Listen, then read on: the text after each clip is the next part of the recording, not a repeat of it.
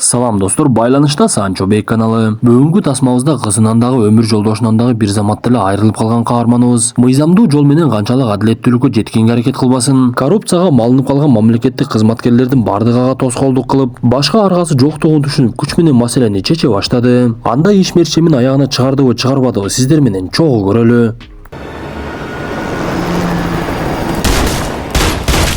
Алайкуу болуп кетсе Москва сол кетет деп кээ бир алайкулук туугандарыбыздан угуп калдык. Бирок бул сөздүн маанисин жана түп тамыры эмнеге айтылып калгандыгын жакшы билишпейт экен. Эгер билгендер болсо комментарийге жаза кетиңиздер. Айтайын дегеним Москваны бир солкулдатып келейин деп жумуш издеп жөнөп калган бир туугандарыбызга эң эле башкысы таза документ керек экенин эсиңизден чыгарбаңыздар. Анткени документиңизде бир аз мүчүлүштүктөр болсо Москванын көчөлөрүндө жүргөн кезде алдыңыздан сол кетип тартип сактоочу чыкса жүрөгүңүз болуп кетип кетиши толук ыктымал. Ошондуктан жүрөктөрдүн тынчтыгы үчүн таза документ жасаган адам жөнүндө маалымат бере кетели. Ал өзүбүздүн эле ак калпак кийип чоңойгон туугандарыбыздын бири Иса мырза. Андыктан байланыш сандарын жазып алууга шашылыңыз. +7 901 547 86 17.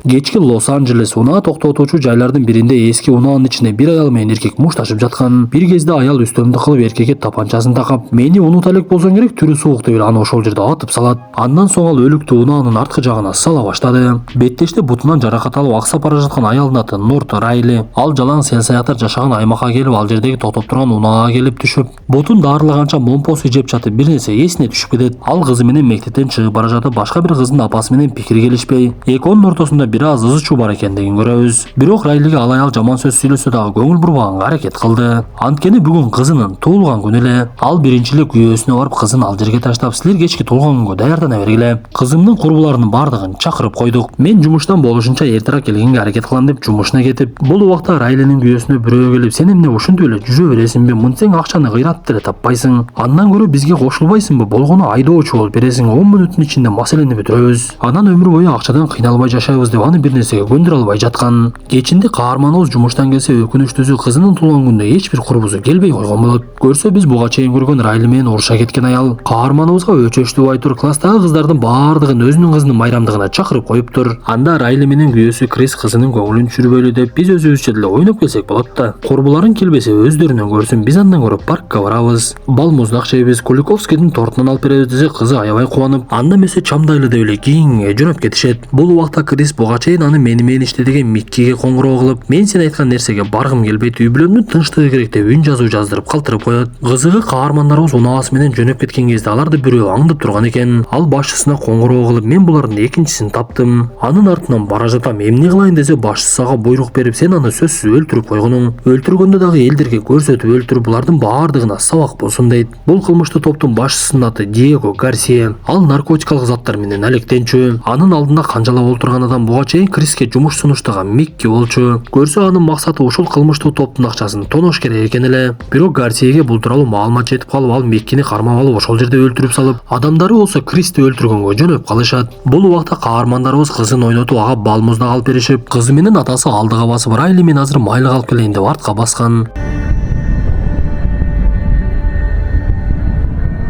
Ушул замат эле жанагы зөөкүрлөр үй бүлөнү аткылап баштап, ал жерден эч кимге көрүнбөй качып кеткенге дагы жетишип калышат. Жарадар болгон Райли араңдан күйөөсү менен кызынын жанына жөрмөлөп барса, алар буга чейин эле жан берген экен. Ошентип бир кезде тез жардам менен тартип сакчылар келип, Райлини ооруканага алып кетишип, атасы менен кызын өлүкканага алып кетишет. Арадан бир канча убакыт өтүп, Райли ооруканада эсине келип, анын жанына Карл деген тергөөчү келип, "Сиз сабыр кылыңыз, тагдырыбыз ушул экен. Кызыңыз менен жолдошуңуз каза болуп калды. Бизде азыр 3 айыпталуучу бар. Сиздин жардамыңыз керек. Сиз аларды тааный аласызбы? Сиз жанындагы дарыгер. Бейтапка азыр катуу ойлонгонго болбойт. Толук айыксын" десе, тергөөчү макулдугун берип, "Кийинчерээк келемин" деп кетет. Арадан бир канча убакыт өтүп, каарманыбыз ооруканадан чыккан кезде анын астына жанагы айыпталуучуларды алып келди. Ал үй бүлөсүн аткылаган, бетинде сүрөтү бар айыпталуучуларды дароо эле таанып, үчөөнүн тең үстүнөн сот иши башталат. Күндөрдүн биринде Карл Белтран менен олтурса, Белтран ага сөз баштап калат. "Сен азыр Диего Гарсиянын адамдарын түрмөгө камаганга аракет кылып жатасың. Бирок сен билсең, буга чейин менин бир кесиптештеримдин бири Диего Гарсиянын үстүнөн иштеп, Аны өлтүрүп кетиши биз анын өлүгүн дагы таба албай койдук. Сенин дагы башыңа ушул нерсе түшүп жүрбөсүн деп Карлга эскертет.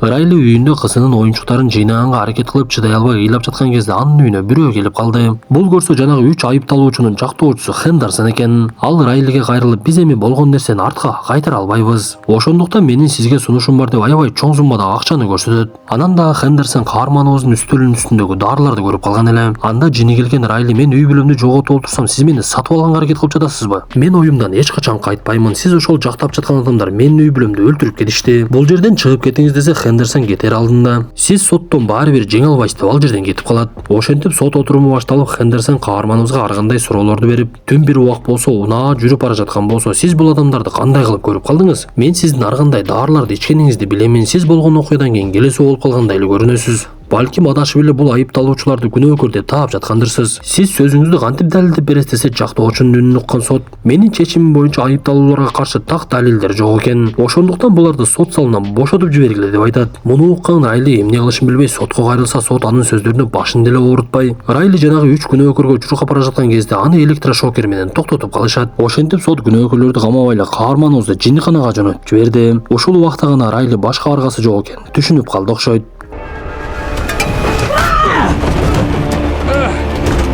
Ал тез жардам унаасынын ичиндеги Карлды жыга чабат да ал жерден качып кетип калат. Биз бул окуядан кийин 5 жыл өтүп кайрадан эле тергөөчүлөр Карл менен Белтранды көрөбүз. Алар кылмыш болгон жерге келсе, эс алуучу жайлардын биринде бийиктикте 3 адамды бутунан ылдый кылып асып коюптур. Бул убакта бутунун жаракатын айыктырган Райли кайрадан эле тапанчаларын алып, мылтыктарын даярдап эле бир жака жөнөп кетет. Тергөөчүлөр жанагы асылып тургандарды түшүрсө, алардын беттеринде сүрөттөр бар экен. Булар 5 жыл мурун каарманыбыздын үй бүлөсүн өлтүрүп, бирок соттон бошонуп кеткен адамдар болчу. Биз ушул жерде гана эмне болуп жаткандыгын толугу менен түшүнө баштайбыз. Көрсө, Райли качып кеткенден кийин өзү иштеген банктан $55,000 урдап кетип, атын өзгөртүп өлкөдөн дагы чыгып кетиптир. Бирок анын артынан издөө салган Интерполдун адамдары ал жөнүндө ар кандай маалыматтарды табышып, анын эрежесиз мушташтарга дагы чыгып жүргөндүгүн билип калышат. Бирок акыркы 3 айдан бери Райли кайрадан Лос-Анджелеске кайтып келген экен. Аны шаардагы курал саткан дүкөндөрдүн бирин тоноп жаткан жеринен видео байкоодон көрүп калышат. Сыягы Райли 5 жыл даярданып, ага буга чейин адилетсиз мамиле кылгандардын бардыгын жок кылганы келген окшойт. Биз ушул жерден жанагы буту менен асылып турган үчөөнү дагы Райли өлтүргөндүгүн түшүнүп калабыз. Ал бул убакта 3 кылмышкерди кой берип жиберген сотко дагы келип, анын колуна мыктарды кагаттагы жарылуучу затты уруп коет. Ал кетээрдин алдында сотко кайрылып: сиз чындык үчүн күрөшпөгөн адам экенсиз, эми мен күрөшөйүн. Анда эмесе жакшы калыңыз деп каарманыбыз ал жерден чыгып кеткен кезде үйү жарылып кетет.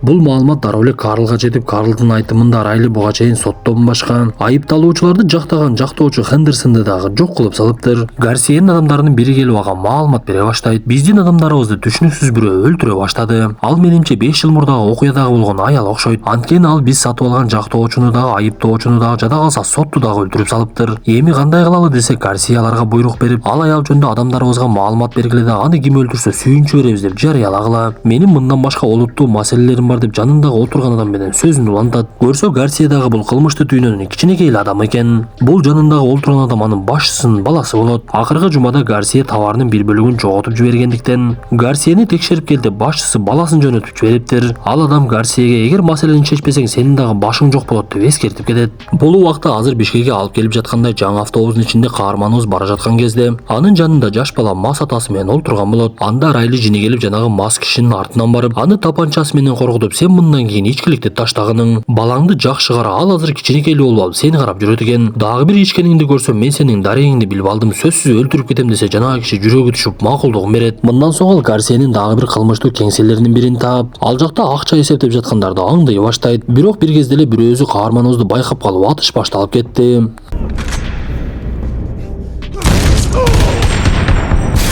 Райли аргасы жок экенин түшүнүп, бийиктиктен ылдыйга секирип кетип, аны издеп келген кылмышкерлерди биринин артынан бирин атып жок кыла баштайт.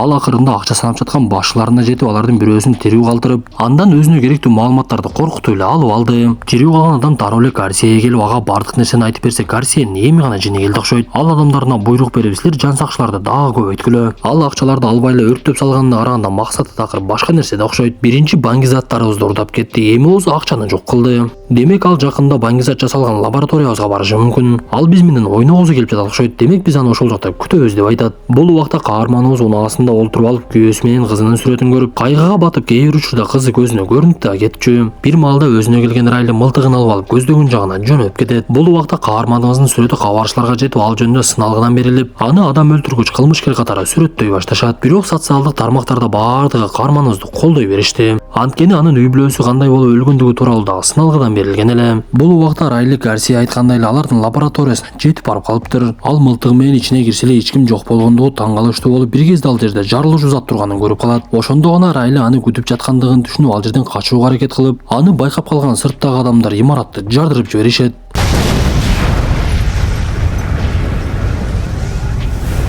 Гарсиянын эки адамы ага коңгуроо кылып мактанышып, биз аны куйкалап салдык. Эми ал сизге тоскоолдук болбойт десе, Гарсия дагы кубанып, анда эмесе батыраак мен жака келгиле. Бул жеңишти майрамдап шороо ичебиз деп адамдарын кубантып коет. Бирок чындыгында каарманыбыз бул жарылуудан өлбөй калыптыр. Ал саркынды суулар аккан жертөлөдөн чыгып, ал жерде бирөөнүн унаасын алып алып, жанагы эки кылмышкер кетип бара жаткан унаанын артынан ээрчип жөнөйт. Бир кезде ал унаасы менен жолду тороп эки кылмышкерди токтотуп, аларды дароо эле ошол жерде атып өлтүрүп салды. Бул убакта Гарсия жеңишти майрамдап жаткан эле. Анда жанагы экөөнүн унаасы келсе, башкалар дарбазаны ачкан кезде каарманыбыз дарбазадагыларды дагы өлтүрүп, унаа менен андан нары кирип эле чекеден баардыгын кыра баштады.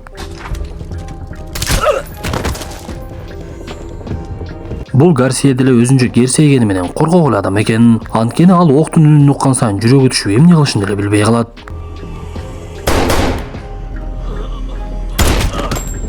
Райли ал жердегилерди жок кылып Гарсия менен бетме бет келип калган кезде Гарсиянын кичинекей кызы ал жерден чыгып калат. Эч нерсени түшүнбөй калган Райли алаксып калса, Гарсия аны шиш темири менен сайгылап эле кызын алып качып кетип калат. Бул убакта ал жерге тартип сакчылар дагы жетип келип калган эле. Анда Райли дагы Гарсия дагы ал жерден качып кеткенге жетишип калышты. Жарадар болгон Райли биз тасманын башында аны менен урушкан аялдын үйүнө келип, анын мурдун канат чабаттагы тапанчасы менен коркута баштайт. Мындан соң каарманыбыз ал аялды мен сени азыр үйүң менен кошо өрттөп жиберем деп коркутуп, ал ызы чуу боло баштаса тамашалап койдум деп эле унаасын урдаган бойдон качып кетип калат. Биз ушул жерде тергөөчү Карл чындыгында ким экендигин түшүнөбүз. Анткени анын жардамчыларынын бири каарманыбыздын унаасын таап ал жердеги куралдарды көрсөткөн кезде ал жардамчысын өлтүрүп атып салат дагы Гарсияга коңгуроо кылат. Анда Гарсия адамдарын чогултуп эле тапанчалар менен ал жерге жетип келип калышты. Көрсө Карл мурдатан эле Гарсияга сатылып кеткен тергөөчүлөрдүн бири экен. Анда кылмыштуу топтун адамдары ал жердеги сый-саяктардын баардыгын тынчын бузуп, Райлини чекеден эле издей башташат. Бул убакта каарманыбыз жарадар болуп көп кан жоготкондуктан имараттардын биринин ичинде эси болуп калган болчу. Анда анын жанына кызынын элеси келип ойгонуңуз дегендей болуп сүйлөгөн кезде гана ойгонуп кетти. Нужно просыпаться.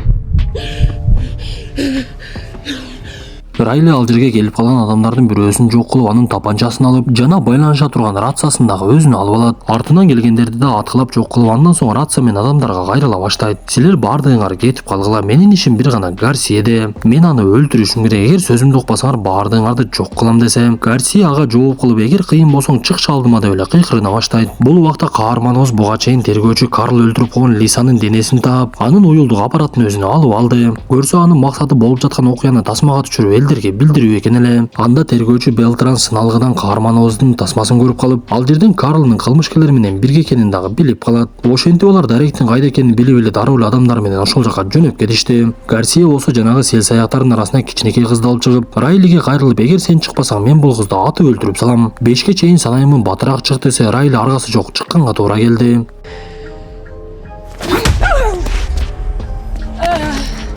Гарсия ошол жерде Райлини ортокмокко ала баштап, Райли эмнегедир убакытты чойгонго аракет кыла берет. Көрсө ал тартип сактоочулардын келишин күтүп жаткан экен. Муну көргөн Гарсия Карлга жини келип, сен мени сатып койдуңбу деп аны аткылаган бойдон качып кетип калды.